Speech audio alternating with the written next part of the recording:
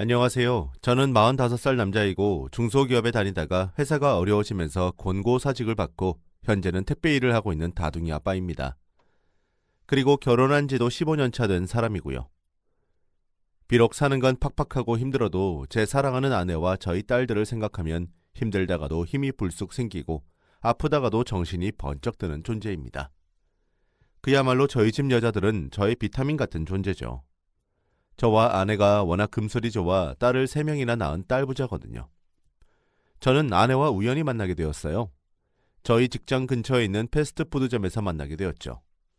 그때 당시 저는 회사에 막 취직한 직장인이었고 아내는 거기서 일을 하고 있는 22살 알바생이었어요. 패스트푸드점에서 모자를 쓰고 유니폼을 입고 열심히 일한 아내의 모습이 저에게 너무나 인상적이었고 그 모습을 보고 한눈에 반하게 된 거예요. 저는 그런 아내를 매일같이 보고 싶어서 매일 점심과 저녁을 햄버거로 때웠고 그때 먹은 햄버거로 살이 8kg 가까이 쪘습니다. 제 성격이 워낙 소심해서 아내에게 말 한 번 건네지 못하고 몇 개월째 그냥 손님과 알바생으로 만났는데 몇 개월이 지나고 나니 아내가 먼저 제게 아는 척을 해왔어요. 웃으며 서비스적인 미소를 보여주는데 그 미소가 진심이 아니라고 해도 아내가 절 향해 웃어주었다는 그 사실에 마냥 기분이 좋아 그때 처음으로 대화다운 대화를 해봤습니다. 아내는 제가 잘 먹는 메뉴를 말하며 안녕하세요, 또 오셨네요. 오늘도 치즈버거에 패티 한 장 추가하시는 거 맞으시죠? 하루에 2번씩 오셔서 같은 메뉴만 시키시니까 기억이 안 날 수가 없어서요. 혹시 다른 거 시키실 건가요? 라고 말하는데 그 말에 저도 모르게 감사합니다 하고 껌뻑 인사를 한 기억이 납니다. 나중에 아내에게도 비하인드 스토리를 얘기해 주었는데 아내가 절 기억해 준 것만으로도 너무 고마워 감사하단 말을 했었다고 했죠. 거의 5개월, 6개월 만에 처음 아내와 대화를 나누고 그 이후로는 급속도로 가까워지기 시작했어요. 저는 아내에게 전화번호까지 주고 데이트 신청까지 하게 되었죠. 장작 1년이란 시간 동안 아내를 짝사랑하던 제가 꿈만 같은 연애를 시작하게 된 거죠. 아내는 집이 어려워 대학 진학을 포기하고 20살 때부터 계속 알바를 했다고 했어요. 그래서 본인이 버는 돈으로 집안 생활비랑 편찮으신 아버지 병원비를 전부 다 보탠다고 했어요. 그 말을 들으니 아내의 모습에서 왜 강인함이 느껴졌는지 알 수가 있었죠. 가끔씩 돈이 부족할 때는 야간 알바까지 한다고 했어요. 한 번은 이런 아내가 안쓰러워 제가 돈을 좀 보태주려고 했는데 아내는 이런 제게 정색을 하며 태규 씨가 날 생각해주는 마음은 잘 아는데 그 돈은 못 받을 것 같아요. 우리가 아직 결혼한 사이도 아니고 연애하는 연인 사이인데 태규 씨가 힘들게 번 돈을 왜 우리 아빠 병원비 보태려고 해요? 제가 할 수 있는 데까지 하고 싶어요. 이거 가져가세요. 라고 하더라고요. 저보다 6살이나 어린 아내에게 부끄러워지는 순간이었고 이런 아내와 점점 깊은 사이로 발전할수록 왠지 모르게 전 이 여자랑은 결혼할 것 같다라는 확신이 들었어요. 그리고 정말 결혼하게 되었죠. 비록 아내 혼전 임신으로 결혼을 하게 되었지만요. 아내 혼전 임신으로 저는 부모님께 여러 번 등짝을 맞았고 아내 또한 저희 부모님께 고개를 못 들었지만 이렇게 된 거 어쩌냐고 저희 부모님도 결혼을 허락해 주셨어요. 그리고 아내 집엔 인사드릴 분이 아버님밖에 없었어요. 아버님은 뇌졸중으로 쓰러지신 지 10여 년 정도 되셨고 아내 어머니는 아버님과 이혼하시고 연락 두절된 지 오래라고 했거든요. 그리고 아내와 5살 차이 나는 여동생이 한 명 있었고요. 그때 아버님을 처음 뵈었는데 말씀은 못하시고 듣기만 하시면서 하염없이 눈물을 흘리시더라고요. 그 모습에 아내를 꼭 행복하게 해줄 테니 아무런 걱정하지 마시라며 손을 꼭 잡아드렸어요. 그렇게 저희는 아내가 배부르기 전에 식을 올렸고 몇 개월 뒤 딸이 태어났어요. 아내 웃는 눈을 꼭 닮은 딸이었죠. 아내가 출산을 하고 딸을 돌봤기에 다니던 알바는 다 그만두고 집에서 집안일을 하기 시작했어요. 그래서 제가 더 열심히 돈을 벌어야 하는 상황이었죠. 잘리지 않기 위해 내 가족을 먹여 살리기 위해 직장 상사의 비위를 맞추며 정말 더럽고 치사한 짓까지 하며 지냈습니다. 술도 매일 마셨고 주말엔 상사 가족 대리운전까지 해줬으니까요.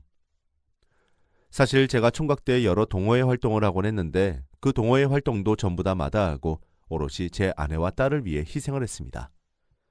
사이클 동호회, 낚시 동호회를 하고 있었는데 다른 회원들이 좋은 사이클을 바꿀 때마다 좋은 낚싯대를 살 때마다 저는 그걸 살 경제적 능력이 안 되었기에 그만두는 게 맞다고 생각을 했어요. 꼴에 자존심은 있어서 돈이 없어 그만둔다는 말은 못하고 시간적 여유가 없고 가족들이랑 더 많은 시간을 보내고 싶다는 말로 동호회를 잠깐 쉰다고 했죠. 저희 집이라도 잘 살았으면 집에서 도움도 좀 받고 그랬을 텐데 저희 집도 그닥 넉넉한 형편이 아니어서 온전하게 제 힘으로 살아야 했죠. 그리고 한 집안의 가장이라면 이렇게 사는 게 맞는 거라 생각했어요. 하지만 아내는 아직 나이가 어려서 그런가 집에서 쭉 늘어난 티셔츠를 입고 하루 종일 아이를 봐야 하는 걸로 많이 힘들어했어요. 그래서 자주 우울하다는 말을 많이 했었죠. 어린 나이에 안쓰럽기도 하여 이런 와이프를 위해 1년에 한 번씩 처제와 함께 동남아로 여행도 보내주곤 했습니다. 솔직히 저는 자판기 커피 하나 뽑아 먹는 것도 아까워 커피 대신 물을 마시고 버스값도 아끼려고 걸어 다녔어요. 남들은 궁상 맞다고 했지만 저는 아내와 내 자식은 왕비 공주처럼 살게 해주고 싶었거든요. 그리고 제가 이렇게 아내에게 잘해주면 아내도 제게 잘했어요. 이런 게 부부의 이심전심이었겠죠. 그리고 그럴 때마다 저희는 사랑을 나누면 어김없이 아내가 임신이 되었어요. 큰 아이를 낳고 딱 2년 만에 또 아이가 생긴 거죠. 그리고 또다시 2년 만에 셋째가 생겼고요. 매년마다 부부 사이가 더욱 좋아진 것도 있었지만 산부인과는 아내의 나이가 어리니 임신도 잘 되는 거라고 하더라고요. 조심을 한다고 했는데도 그럴 때마다 임신이 되어버리면 저희 부부 입장에선 조금 난감한 상황이었죠. 아내가 셋째를 가졌을 때 제게 한참을 망설이며 막막한 표정으로 말을 하기 시작하는데 여보, 우리 형편도 많이 힘들고 당신 혼자서 돈 벌잖아.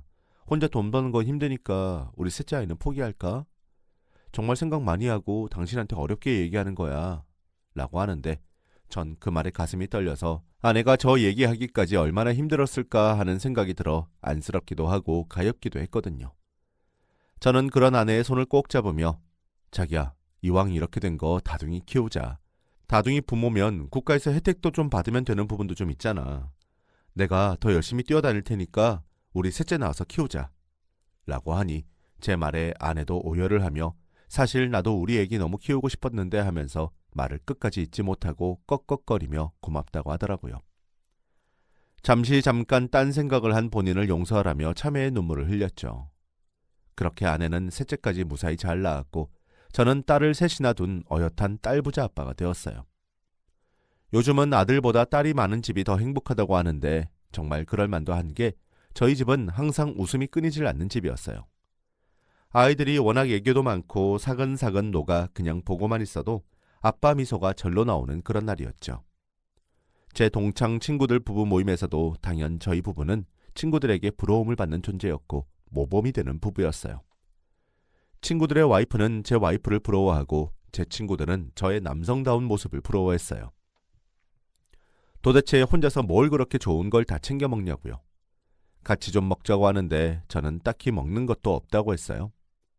그러니 제 친구놈들 중 제일 똑똑한 비뇨기과 의사 친구놈이 야, 저런 건 다 타고나야 돼. 나도 비뇨기과 의사지만 약은 말 그대로 건강을 보충해줄 뿐이고 저렇게 타고나는 건 못 따라간다. 다들 아서라. 라는 말로 배꼽이 빠지게 웃곤 했네요. 하지만 이렇게 행복하고 남부러울 것 없던 저희 부부와 저희 집에도 한순간에 평화가 깨지는 일이 생기게 되었습니다. 평생토록 이렇게 행복할 줄 알았는데 그건 단지 저만의 착각이었던 걸까요? 저희 가족이란 단단한 바위에 한 줄 금이 가는 일이 생겼어요. 제가 직장 생활한 지 10년 만에 권고사직을 받게 된 겁니다. 그렇게 직장 상사들에게 비위를 맞추고 알랑방귀를 끼며 자존심까지 다 버리고 사회생활을 해왔는데 권고사직 앞에선 아무도 제게 도움을 주지 않더라고요. 마치 본인 차례가 아니었다는 안도감에 저를 아주 매정하게 버렸어요. 저는 저희 큰딸이 10살, 둘째 딸이 초등학교 입학을 하던 그 해에 직장에서 잘리게 되니 아내와도 사이가 멀어지기 시작했어요. 제가 한 열흘 정도 집에서 일자리를 알아보며 하루 종일 아내와 같이 시간을 보냈는데 아내는 아주 몸을 비틀어대며 싫은 티를 팍팍 내더라고요. 아이를 씻기거나 낳고도 저희 부부 사이는 항상 사랑을 나누는 부분에 대해선 마르지 않는 샘물 같았는데 그 샘물마저 말라버렸죠. 이런 아내에게 매우 실망을 했습니다. 내 한 몸 바쳐 10년을 뒤도 옆도 안 돌아보고 앞만 보며 달려왔는데 돌아오는 대우는 이런 대우뿐인 거죠. 그래서 이때 정말 많이 싸웠어요.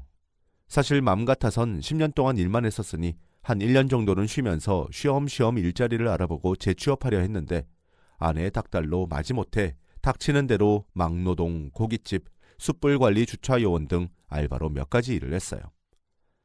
그러다 정말 운이 좋게 아는 지인이 했던 택배를 받아서 하게 되었죠. 택배 일은 제가 하는 만큼 열심히만 하면 하는 족족 돈을 벌 수 있다고 하여 이 점을 장점으로 여겨 정말 열심히 했어요. 근데 이런 저의 모습에 아내나 딸들은 저를 부끄러워하기 시작했죠. 딸들도 지 엄마랑 붙어있는 시간이 많으니 아내의 영향을 받는 것 같았어요. 왜 밀가루에 물 한 방울 딱 떨어뜨리면 서로 확 붙잖아요. 마치 저희 아내와 딸들이 그런 밀가루 같았어요. 심지어 아내가 처제와 전화 통화하는 내용을 제가 우연히 들었는데 아내는 침까지 튀며 열변을 토하더라고요. 착하기만 하면 뭐하니? 살아보니까 착한 게 다는 아니더라. 남자는 돈이 있어야 돼. 그나마 형부가 제일 나은 사람이어서 결혼한 건데 딱 10년 살고 보니까 네 형부도 빈털터리에 지금은 택배하고 다니잖아. 이래서 남자는 이놈저놈 만나봐야 된다니까. 너도 결혼을 그렇게 하란 말이야. 자고로 최고의 남편감은 첫째 의사여야 되고 둘째 시부모는 둘 다 없는 게 제일 좋아. 그니까 너도 이왕 결혼 늦게 하는 거 그냥 돈 많은 아저씨 만나서 결혼해. 라고 하더라고요. 아내의 통화에 저는 작아지는 느낌을 받았어요. 현재 내가 아내를 만족시켜줄 수 없구나라는 남자다움을 잃은 느낌이었죠. 그래서 다른 방법으로라도 아내와 사이를 호전시키고 싶었어요. 사이가 멀어진 아내와 어떻게 하면 관계를 회복할까, 늦둥이라도 하나 가져볼까 하던 찰나에 제가 말했던 그 비뇨기과 의사가 개원을 했다고 해서 축하를 할 겸 남자한테 좋은 영양제나 좀 추천받자 싶어 병원에 찾아갔어요. 그랬더니 친구도 몇 가지 검사를 한번 받아보라고 하더라고요.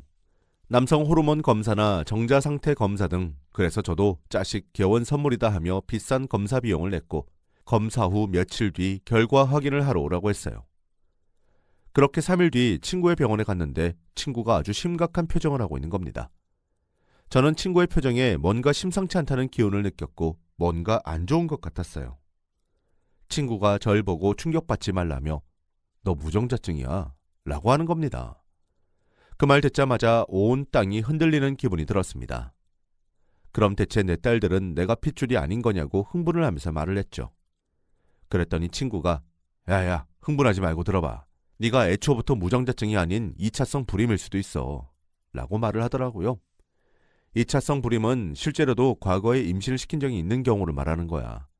근데 지금 네가 무정자증이란 말은 예를 들면 공장에서 나오는 수소가 막혀진 거지. 왜 그런지는 원인에 따라 좀 달라. 암튼 엄한 재수씨 잡지 말고 일단 흥분 좀 가라앉혀라. 나도 이거 알고 너한테 어떻게 말해야 되나 엄청 힘들었다 라고 하는데 그렇게 전 친구의 말을 듣고 집으로 돌아오는 길에 몇 번이나 사고가 날 뻔했어요. 맨정신으로는 도저히 이 상황을 이해할 수 없었죠. 만약 친구놈의 말이 맞다면 셋 딸 모두 내 자식이 맞긴 한 건데 왜 자꾸 이상한 생각이 드는지 한번 시작된 의심의 씨앗은 점점 커져만 갔어요. 그리고 저는 떨칠 수 없는 불안으로 친자 검사를 아내 몰래 진행하기로 했어요. 이걸 하지 않으면 저 혼자 미칠 것 같았거든요. 괜히 딸들 얼굴만 봐도 의심이 되고 아내의 얼굴만 봐도 돌아버릴 것 같았어요. 그래서 제 스스로 그걸 방지하려고 확실하게 하고 싶었습니다. 그렇게 마음을 먹고 집에 갔는데 아내가 웬일로 저를 아주 반갑게 맞아주더라고요. 심지어 저녁까지 흐드러지게 한상 차려놓고 있는데 아내는 제게 콧소리까지 내며 여보 오늘 고생 많았어요. 내가 당신 좋아하는 돼지고추랑 찌개랑 냄비밥 해놨어. 옷 갈아입고 얼른 오세요 라고 했죠. 그리고 식탁에 앉았는데 제 앞에 웬 밥그릇보다 더 큰 대접이 뚜껑으로 놓여져 있었고 아내는 그 뚜껑을 열어보라고 하는 겁니다. 그리고 그 뚜껑을 열어봤을 때는 제 뚜껑도 열리게 되었죠.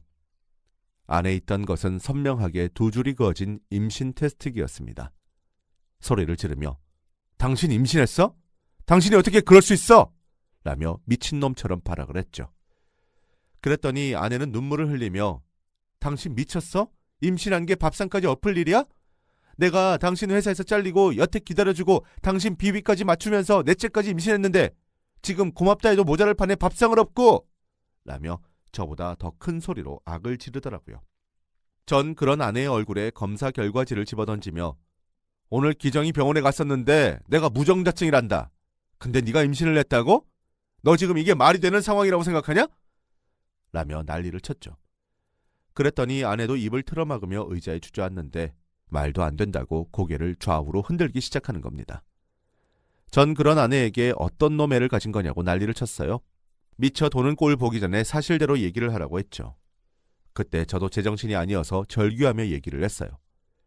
그랬더니 제가 2차성 불임인 걸 모르던 아내는 제 다리를 붙잡으며 손이 발이 되게 빌면서 모든 걸 다 털어놓기 시작하는 겁니다. 아주 고맙게도 친자 검사를 안 해봐도 되게 말이죠. 자기야, 미안해. 내가 일부러 그러려고 그런 건 아닌데 하다 보니까 모르게 실수를 해버렸어. 이거 다 실수야, 실수.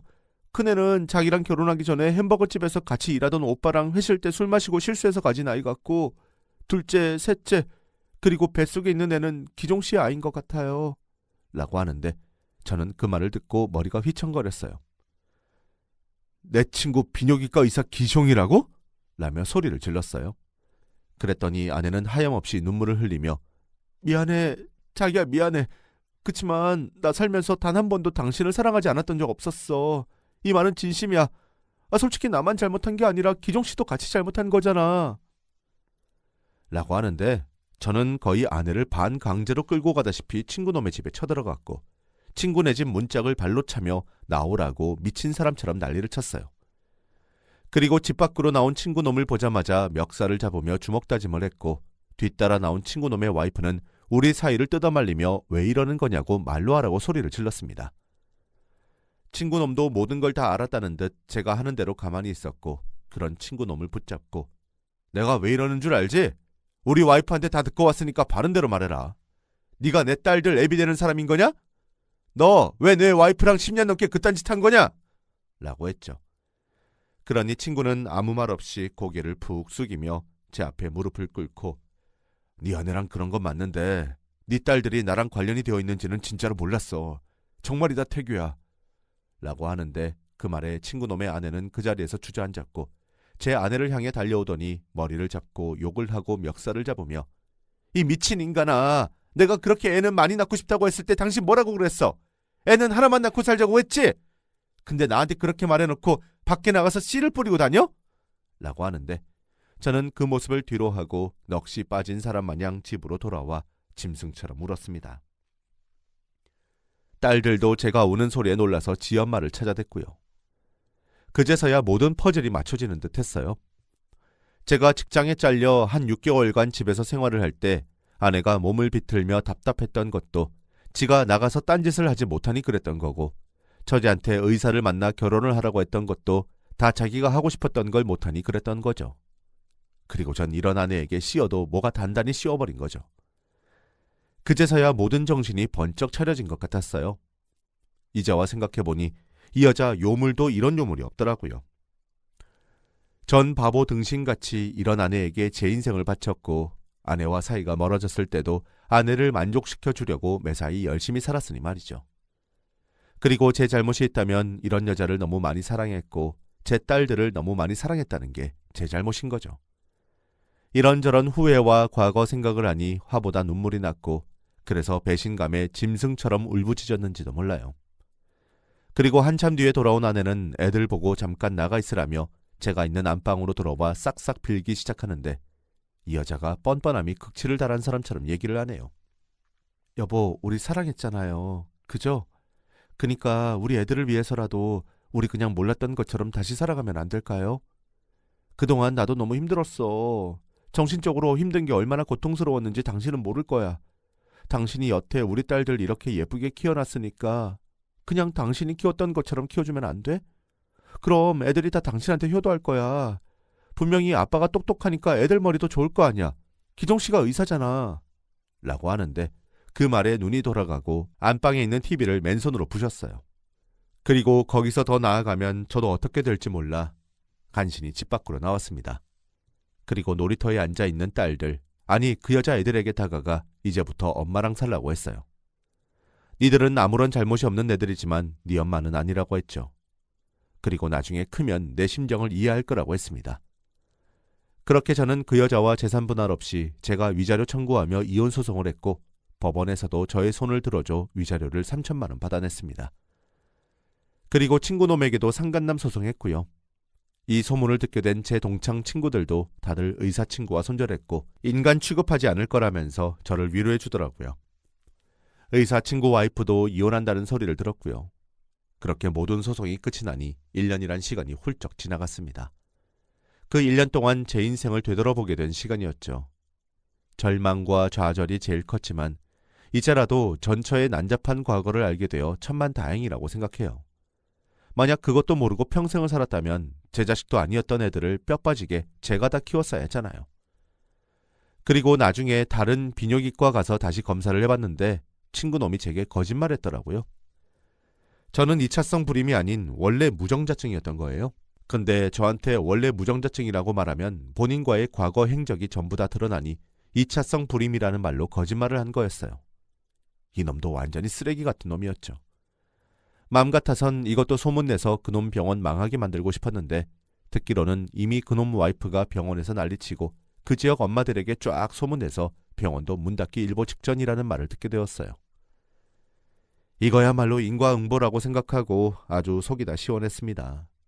저는 그렇게 이혼하고 현재는 하루하루 열심히 일해 제가 버는 돈으로 그동안 못해왔던 동호회 활동을 다시 하고 있어요. 이러니 사람 사는 것 같은 기분이 들더라고요. 비록 남자로 태어나 내 자식, 내 가정을 이루지 못했지만 현재로서는 지금의 삶이 너무나 만족하며 행복하기만 합니다. 제 긴 이야기 들어주시고 읽어주셔서 감사하고요. 아무리 익명이라지만 제가 이렇게 저의 치부를 밝히며 글을 쓰는 이유는 제 글을 보는 남성분들이 저와 같은 실수를 하지 않게 결혼 전에 꼭 병원에 가셔서 여러 가지 검사를 해보시고 혹시 모를 일은 방지하고 행복한 가정을 이루시길 하는 마음에 사연을 보내봅니다. 모두 건강 잘 챙기시고 행복한 인생을 사시길 바라며 항상 좋은 일만 가득하시길 바랍니다.